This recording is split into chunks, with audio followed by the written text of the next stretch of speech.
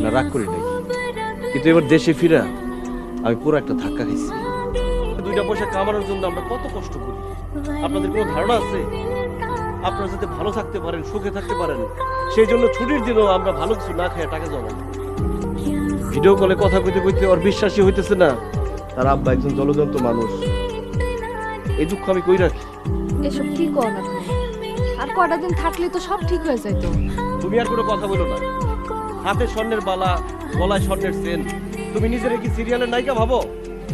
এই বাড়িতে তোমার কাজটা কি, যে কাজ করার জন্য আবার একটা কাজের মহিলা রাখছো? তোমার স্বামী কি একজন বড় ব্যবসায়ী?